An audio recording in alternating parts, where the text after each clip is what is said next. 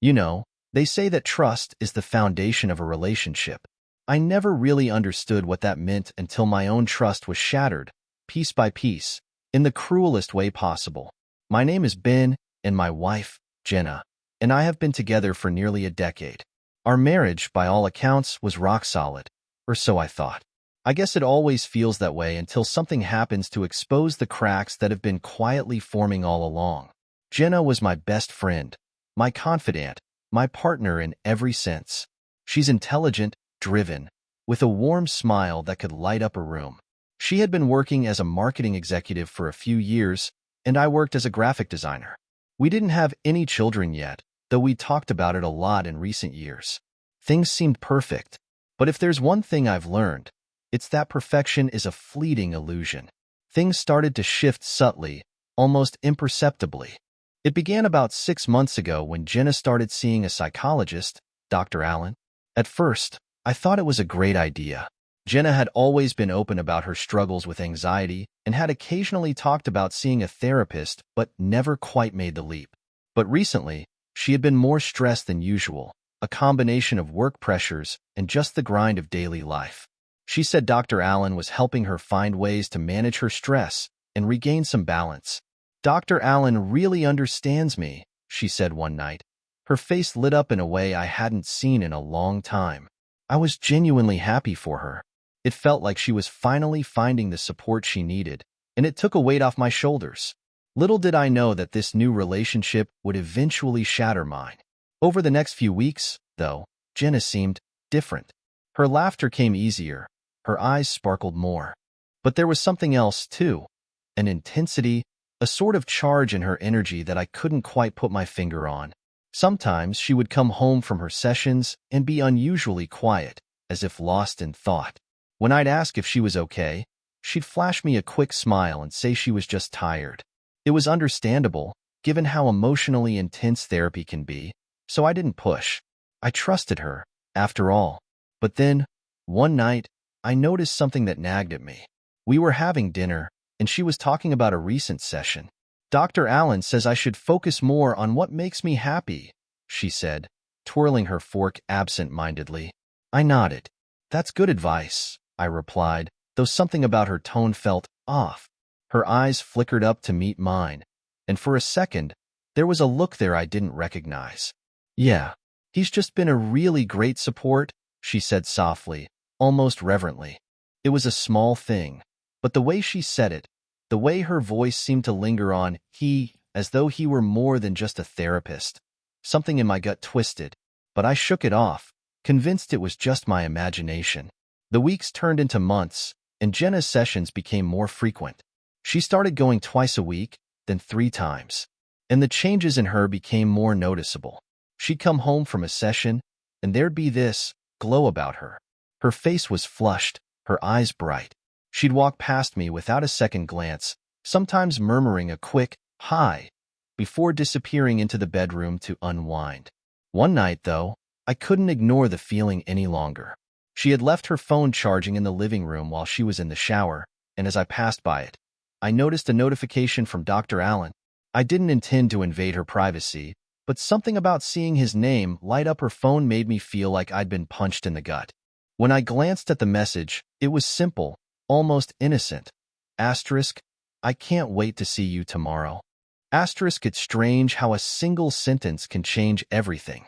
I felt like I'd been pulled into some strange, surreal world. What would a psychologist say that to his patient for? I told myself it was nothing, that it was just friendly encouragement, but the words kept echoing in my head. There was something else in that message, something that didn't sit right. The following week, she came home later than usual. I tried to keep it casual, but something in my expression must have betrayed my suspicion. She brushed off my questions, laughing it off with a quick, "It was just a long session." I lost track of time. That night, as we lay in bed, a feeling of distance settled between us. Her phone lay on the bedside table, the screen lighting up intermittently with notifications she ignored. I wanted to reach out, to ask her what was really going on, but I couldn't bring myself to say the words. For the first time in our marriage, I felt like there was a wall between us. And then came the night that everything changed. After that message, My suspicion started growing, slowly creeping up on me every time Jenna walked out the door. I tried to brush it off, to tell myself that I was just overthinking things. I'd seen enough mystery movies to know that insecurity and paranoia can destroy a relationship. But the doubts kept lingering, nagging at me every time she left, her perfume lingering in the air. A few nights later, while Jenna was out again, I sat alone in the living room, staring blankly at the TV without really seeing it. My mind was somewhere else, somewhere dark. I picked up her phone, which she'd left charging in the corner. My hands shook slightly as I unlocked it, feeling guilty, like I was violating some sacred part of our marriage. I scrolled to her messages and opened the thread with Dr. Her psychologist's name saved in her phone. At first, it seemed professional, nothing out of the ordinary. He had asked her about her stress levels, offered her guidance on breathing exercises. But then I noticed a message from a few days ago that sent a chill down my spine. Asterisk, thinking about you. I hope you're okay tonight. Asterisk, thinking about you. Who says that to a patient? It was so personal, so intimate. But it wasn't just the words, it was the time. It was sent at 11:45 p.m., nearly midnight.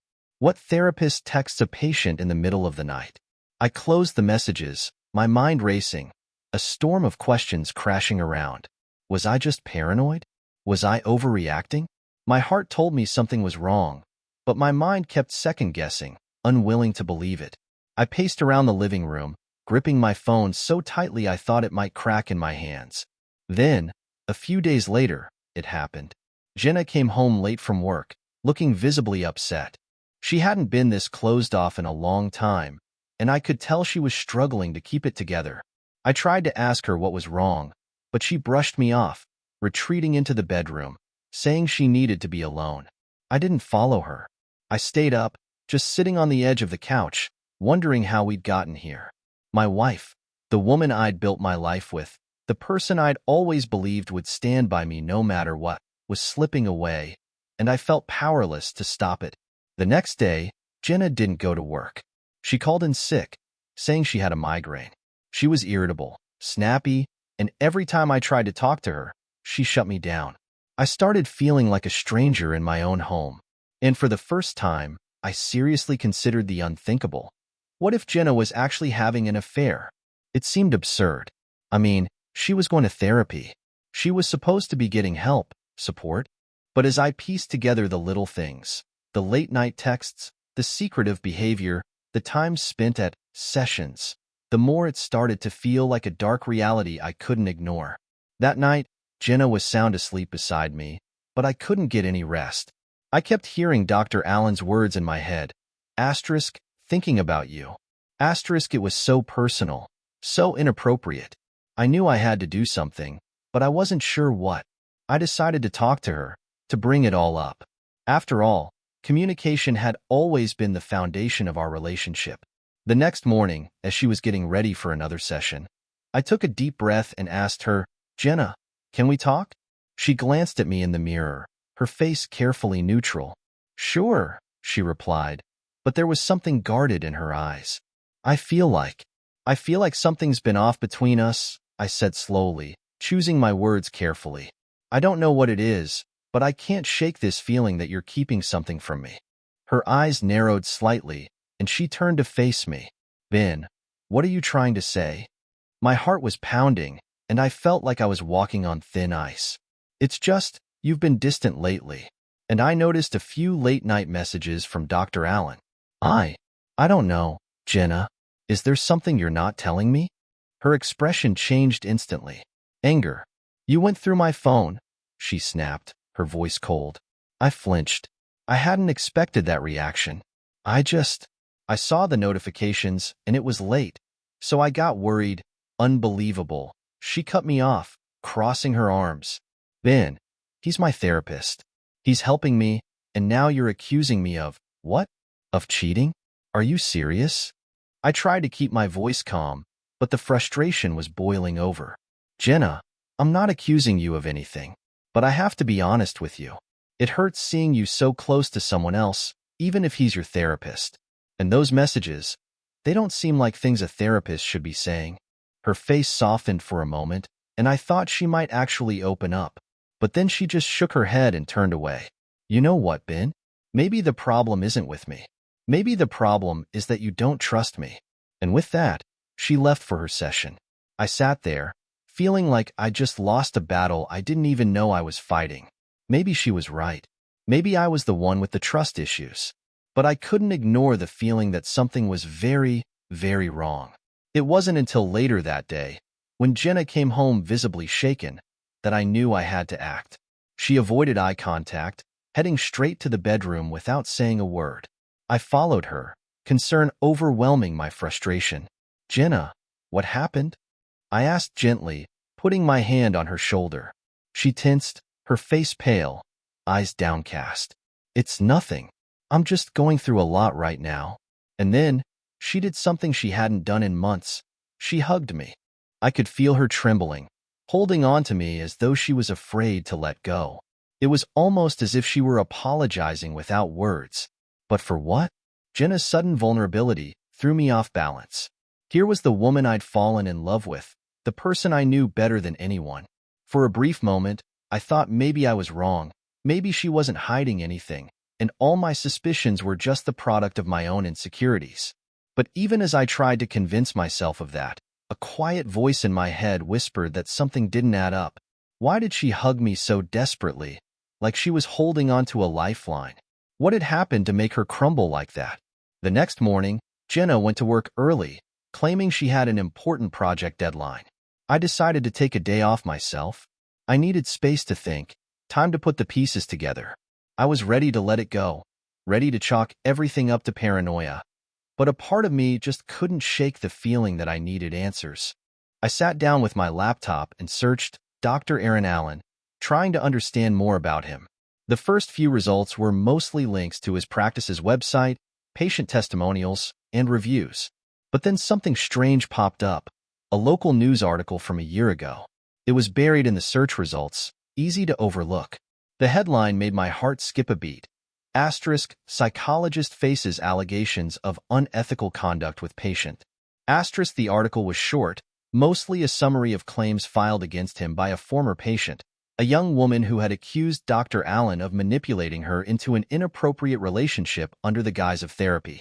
No formal charges had been filed, and Dr. Allen had denied everything, calling the allegations baseless and an attempt to ruin his reputation. The case had been dropped due to lack of evidence, but the cloud of suspicion lingered. I stared at the screen, my mind racing. Was Jenna just another victim? Had he been taking advantage of her emotional vulnerability, exploiting her at her lowest? Or was I reading too much into it?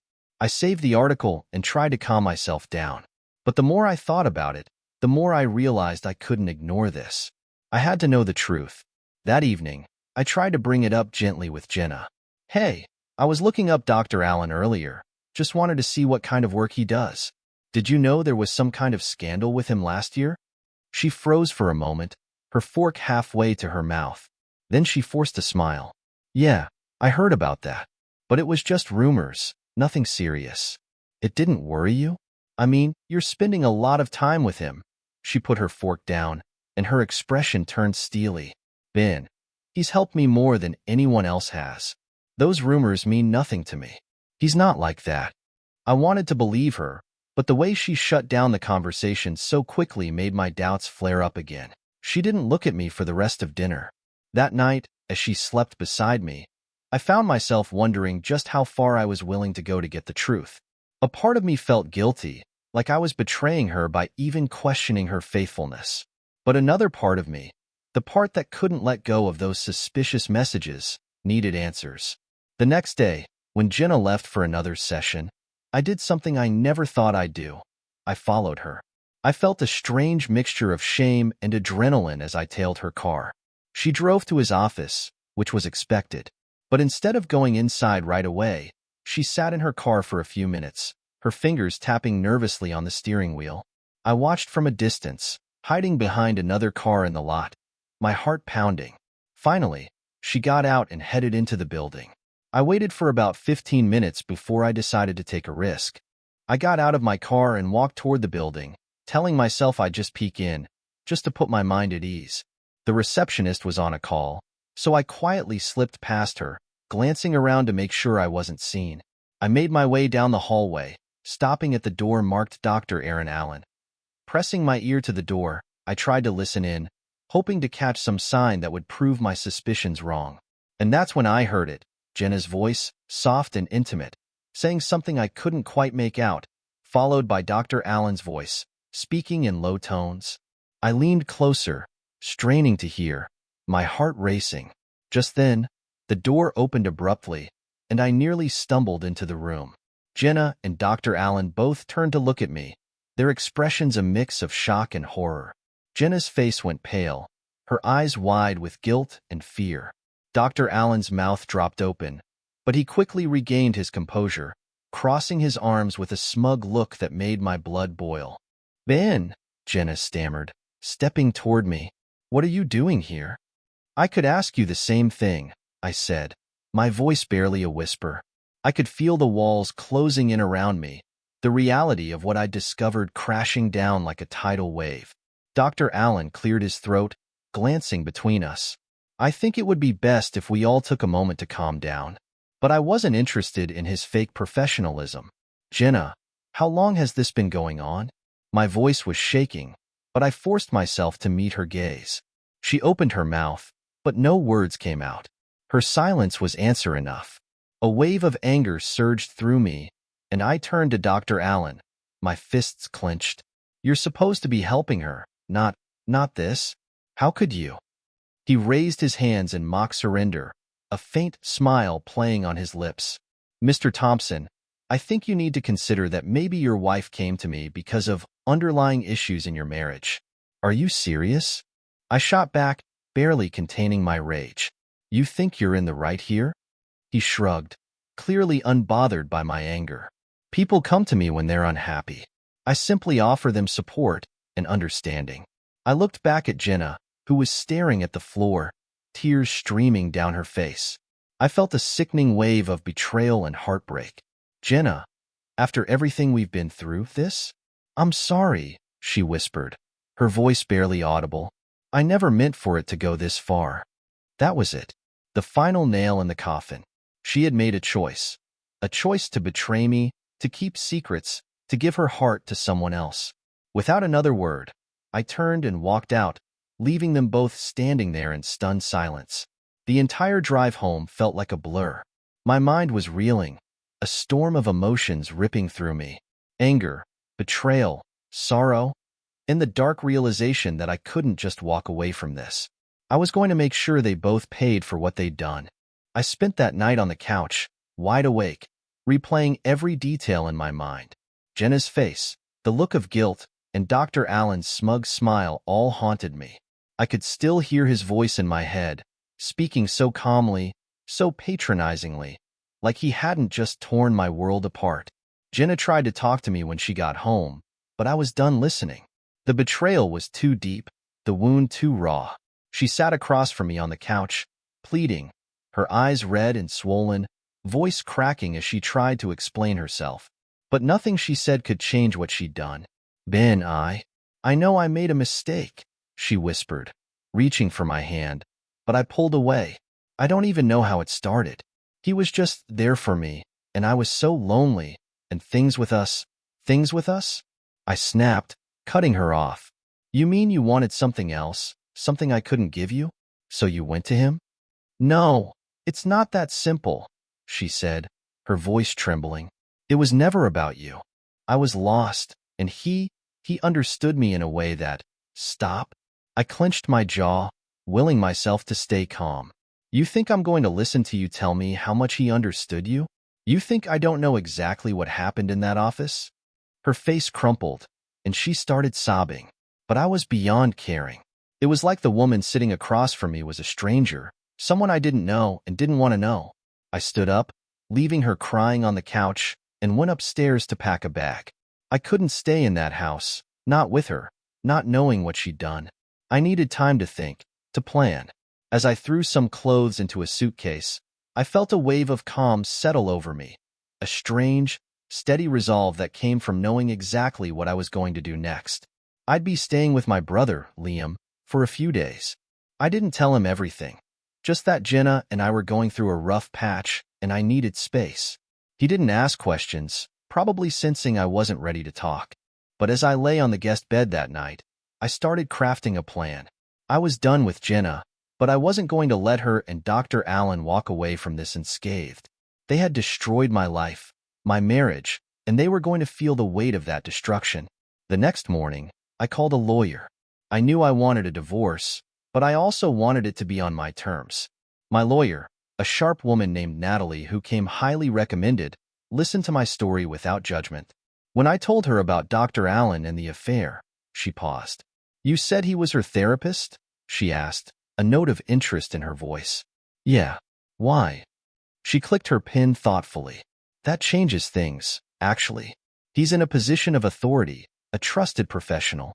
Engaging in a relationship with a client is a major breach of ethical conduct, not to mention potentially illegal. We can leverage this if you're serious about pursuing a case against him." I hadn't even considered that. I had just wanted to end my marriage and make them both suffer, but the idea of actually taking action against him, it gave me a twisted sense of satisfaction. What would it take? I asked, feeling the first hint of hope since all of this started. Well, we'd need concrete evidence of the relationship. Texts, emails, anything that clearly shows a personal involvement beyond the professional relationship. If he's broken any ethical codes, we could report him to the medical board, which would put his license at risk. And if he's crossed any legal boundaries, he could even face charges. I thought about the messages I'd seen, the late-night texts, the way Jenna had tried to hide everything. I still had her phone synced to my laptop at home, something I'd set up months ago when she'd first started acting distant. And as painful as it was, I knew it could be exactly what I needed to bring both of them down. I thanked Natalie and promised to get back to her with whatever I found. Hanging up the phone, I felt a spark of determination. This wasn't just about Jenna anymore. Dr. Allen had exploited my wife's vulnerability, taken advantage of his position, and destroyed my marriage. I wasn't going to sit back and let him get away with it. That evening, I went back to the house while Jenna was still at work. I felt a strange numbness as I walked through the front door, like I was a ghost passing through the remnants of my old life. Her clothes, her perfume, the photos of us on the wall. All of it felt foreign, tainted by what I now knew. I sat down at my computer, pulling up the synced messages on my laptop. My stomach twisted as I scrolled through their conversations, seeing everything laid bare. The flirting, the late-night messages, the confessions of feelings. But it was worse than that. As I dug deeper, I found details of their meetings, the times she'd lied about work or needing space, only to meet him in his office. But then, something caught my eye, an email she'd sent him that he hadn't replied to yet.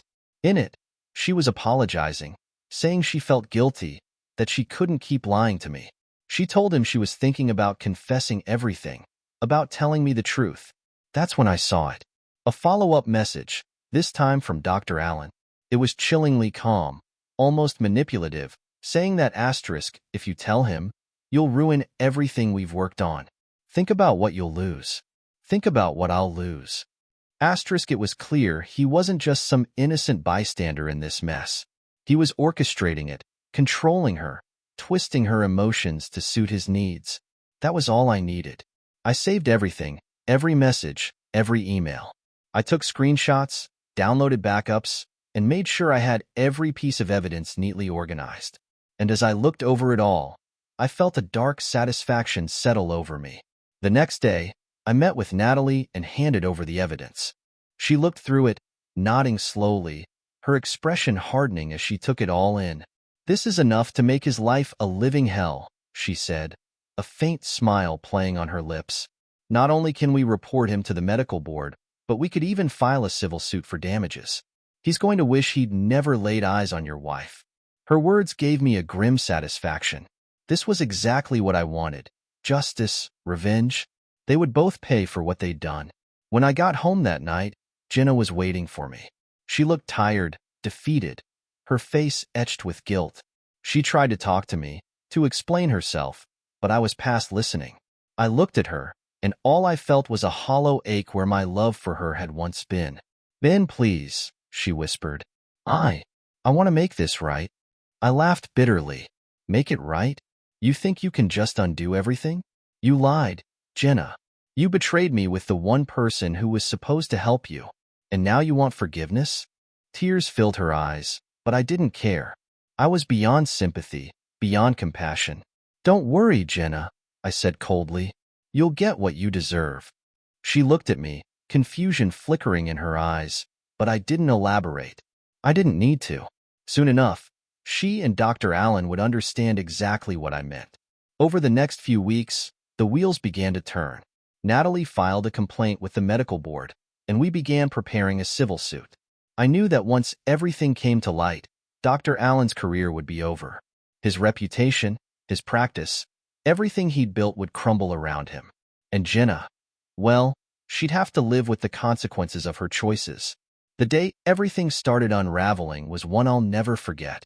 I had spent weeks in a haze of anger, betrayal, and revenge, putting everything in place with Natalie's help. We had filed complaints, sent documents to the medical board, and notified his practice. Dr. Allen would have to answer to all of it, and so would Jenna. I didn't see much of Jenna in those weeks.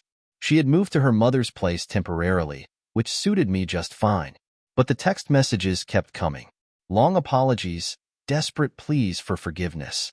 She claimed she was willing to do anything to make it up to me.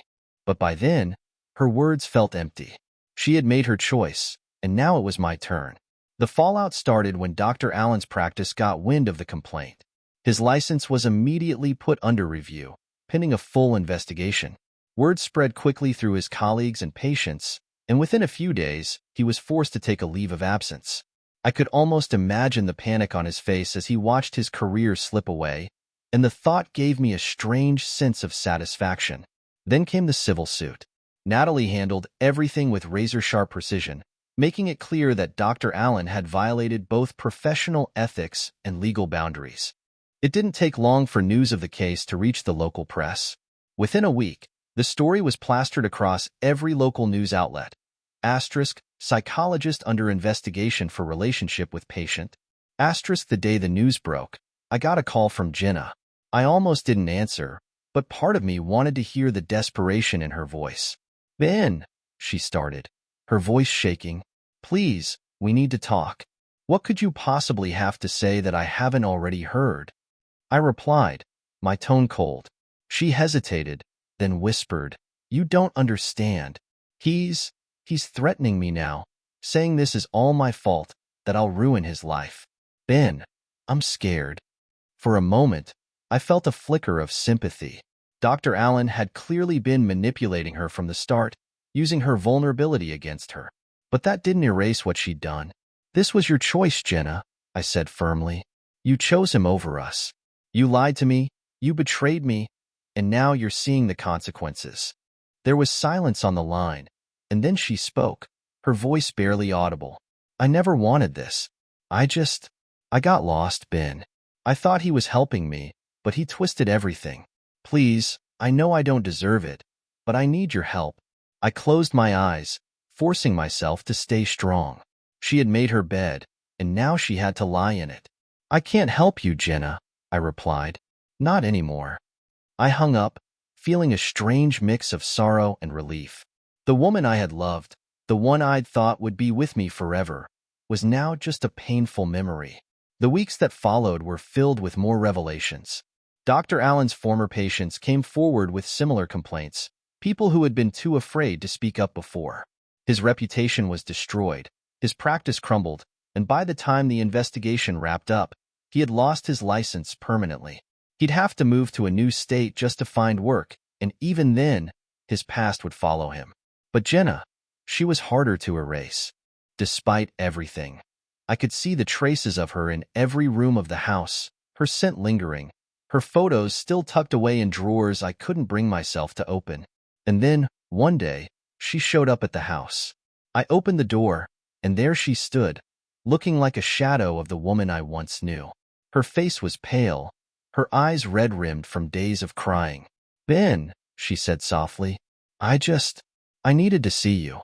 I let her in, more out of curiosity than compassion, and we sat down in the living room. She was quiet at first, her gaze fixed on her hands as she twisted her fingers nervously. I know you don't want to hear it, she finally said, but I need you to know that I am so sorry. I was stupid. I was vulnerable, and I let him manipulate me. He made me feel things that made me forget who I was. I listened, my face impassive, feeling a strange numbness. I had heard her apologies before, but now, as she sat across from me, I could see that she was truly broken. Maybe she finally understood what she had thrown away. I don't expect you to forgive me, she continued, her voice breaking, but I need you to know that I regret it every single day. I lost everything, Ben. I lost you. I lost myself. And I can't fix it. I needed to say that. I looked at her, really looked at her, and for the first time since everything had happened, I felt a pang of sadness, not for what she had done, but for what we had lost. We had once shared a life, a dream of growing old together, and now it was gone, shattered by the choices she had made. You're right, Jenna, I said finally, my voice steady. I can't forgive you. What you did, what you let him do, destroyed everything we had. She nodded, tears streaming down her face, but she didn't try to argue. But, I added, I hope you find a way to forgive yourself, because I won't be there to help you anymore. She looked at me, her eyes filled with a mixture of pain and acceptance. And for the first time, she didn't beg or plead. She just nodded, whispering a quiet, "Thank you," before she stood up to leave. I watched her walk out the door, knowing it would be the last time. And as I closed it behind her, I felt a weight lift from my shoulders. The anger, the hurt, the need for revenge. It was all gone, replaced by a quiet acceptance. In the end, I found peace, not in revenge, but in the realization that I didn't need Jenna or Dr. Allen to pay for what they'd done. They had already lost everything that mattered, and I had reclaimed my life, free from the shadow of betrayal. Sometimes, late at night, I still think about her, about the life we could have had. But I know now that I deserve better than a love built on lies. And for the first time in months, I felt ready to move on, to let go of the past and step forward into a future that was mine alone.